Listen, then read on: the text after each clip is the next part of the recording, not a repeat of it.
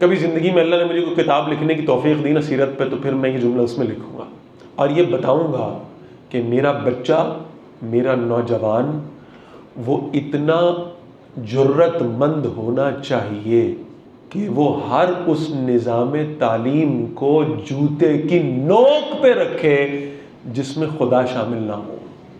اقرا، پڑھو، نہیں پڑھوں گا، پڑھو، نہیں پڑھوں گا، پڑھو، نہیں پڑھوں گا، پڑھو رب کے نام کے ساتھ۔ ہاں، اب میری تعلیم میں رب شامل ہو گیا ہے، اب یہ تعلیم میرے لیے فائدہ مند ہے۔ جب تک یہ تعلیم رب کے بغیر تھی تب تک یہ میرے لیے بے فائدہ ہے۔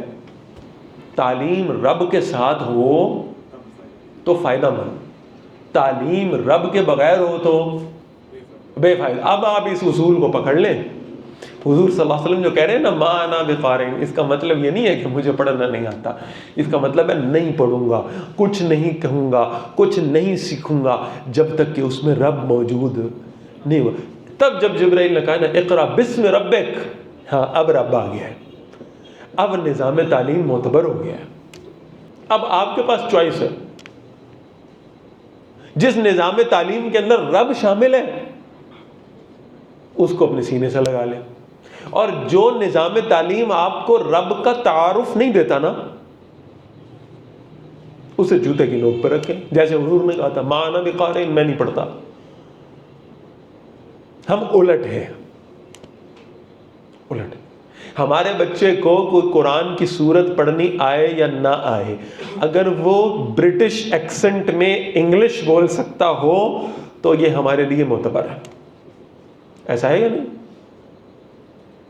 کیا خیال ہے؟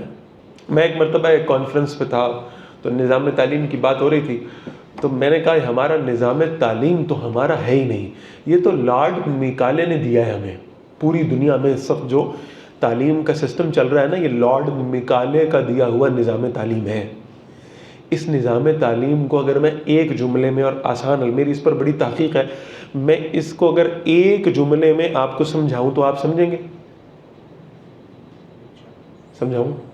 اس میں، اس نظام تعلیم میں میڈیکل بھی آ جائے گا، انجینئرنگ بھی آ جائے گی، بزنس بھی آ جائے گا، میتھمیٹکس بھی آ جائے گی، فزکس بھی آ جائے گی، کیمسٹری بھی آ جائے گی، بایولوجی بھی آ جائے گی، کمپیوٹر سائنسز بھی آ جائے گی، سب کچھ اس کے اندر شامل ہے۔ ٹھیک ہے؟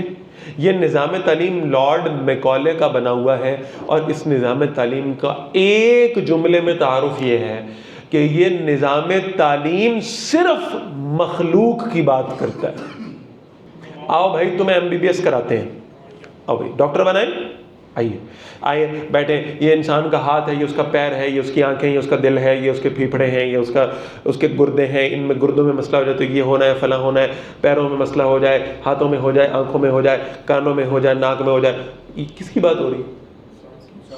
مخلوق کی بات ہو رہی ہے، مخلوق کی بات ہو رہی ہے۔ پوری ایم بی بی ایس کی تعلیم میں خالق کا ذکر نہیں ہے۔ آؤ تمہیں انجینئرنگ کراتے ہیں، یہ مشین ہے، اس مشین کو ایسے چلاؤ گے، ایسے چلاؤ گے، یہ پرزہ لگے گا، یہ فلانا ہوگا، اس سے یہ فلاں شے بنے گی، انسانوں کو فائدہ دے گی۔ کس کا ذکر ہو رہا ہے؟ مخلوق کا۔ آؤ بزنس سکھاتے ہیں، یہ شے اتنے میں خریدو گے، اتنے میں بیچو گے، اتنا نفع حاصل کرو گے، اس کو ایسے بہتر بناؤ گے، فلاں کرو گے۔ کس کا ذکر ہو رہا ہے؟ کس کا فائدہ اور کس کا نقصان؟ مخلوق کا۔ یہ کمپیوٹر سائنسز ہے، یہ کمپیوٹر ہے، اس پہ یہ بناؤ گے، یہ پروگرام بنا لو گے، سافٹ ویئر بناؤ گے، یہ ہارڈ ویئر بناؤ گے، اس سے زندگی آسان ہو جائے گی۔ کس کا ذکر ہو رہا ہے؟ پوری ایم بی بی ایس کی تعلیم میں، پوری انجینئرنگ کی تعلیم میں، پوری لا کی تعلیم میں، پوری کمپیوٹر سائنسز کی تعلیم میں، پورے بزنس کی تعلیم میں،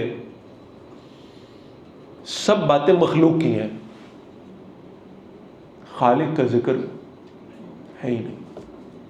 اور آپ دیکھیں کہ ہم اس تعلیم کو ہمارے بڑوں نے بھی پڑھا، پھر ہم نے بھی پڑھا، ہمارے بچے بھی پڑھ رہے ہیں، ہمیں کوئی احساس نہیں ہے۔ نبی اکرم صلی اللہ علیہ وسلم کو پہلی دفعہ کہا ہے جبرائیل نے اقرا، پڑھیے، کہا نہیں پڑھوں گا، نہ آج تک اسکول گیا ہوں، نہ مدرسے گیا ہوں، نہ کالج گیا ہوں، نہ یونیورسٹی گیا ہوں، نہ آئندہ جاؤں گا، ضرورت نہیں ہے۔ جب اس نے کہا نا اقرا بسم ربک، اب یہ علم فائدہ مند ہے، یہ خالق کی بات کر رہا، یہ قرآن کا علم ہے جو آپ کو خالق کی پہچان دیتا ہے۔ ایسا نہیں ہے کہ اس میں مخلوق کی باتیں نہیں ہیں، لیکن خالق کے ساتھ جوڑ کے، انا خلقناکم، تم مخلوق ہو، ہم نے تمہیں پیدا کیا ہے۔ آسمان مخلوق ہے، قرآن ڈسکس کرتا ہے، لیکن صرف مخلوق کو ڈسکس نہیں کرتا۔ افلا ينظرون الى الابل كيف خلقت والى السماء كيف رفعت والى الجبال كيف نصبت والى الارض كيف سطحت۔ آسمان دیکھنا ہے، ضرور دیکھو، آسمان کی بلندیوں میں جاؤ، جہازوں میں بیٹھو، طیارے میں بیٹھ کر وہ ہزاروں فٹ اونچی پرواز لو، لیکن ساتھ ساتھ یہ بھی سوچنا کہ اس آسمان کو پیدا کس نے کیا ہے۔ اونٹ پہ بیٹھو، سواری کرو، بہت اچھی بات، بہترین، تمہارے لیے ہے، تمہیں اللہ نے مرسیڈیز دے دی ہے، بی ایم ڈبلیو دے دی ہے، بیٹھو اس کے اوپر، گرم موسم میں اس کا اے سی چلاؤ، ٹھنڈک میں اس کا ہیٹر چلاؤ، گاڑی بھگاؤ اور سفر کرو ایک جگہ سے دوسری جگہ، گھنٹوں کا سفر منٹوں میں کر جاتے ہو، بہت اچھی بات ہے۔ لیکن جب بیٹھو نا ڈرائیونگ سیٹ پر تو کہنا سبحان الذی سخر لنا ھذا وما كنا له مقرنین۔ یہ اگر اس گاڑی کو چلاتے رہے اور اس گاڑی کے خالق کو کا ذکر نہیں کیا تو پھر اس کا چلانا بے فائدہ ہو جائے گا۔ جہاں صرف مخلوق رہ جائے اور خالق اس میں سے نکل جائے وہ شے بے فائدہ ہو جاتی ہے۔ پتہ نہیں بات سمجھ میں آ رہی ہے کہ نہیں آ رہی۔ قرآن آپ کو دونوں چیزوں کا ذکر بتائے، خالق کا بھی اور مخلوق کا۔ دنیا کے باقی سارے علوم آپ کو صرف مخلوق کا ذکر بتائیں گے۔ تو 6 مہینے پہلے خواب آئے اور پھر پہلی وحی آئی، اور پہلی وحی اس انداز میں، اقرأ بسم ربک الذی خلق۔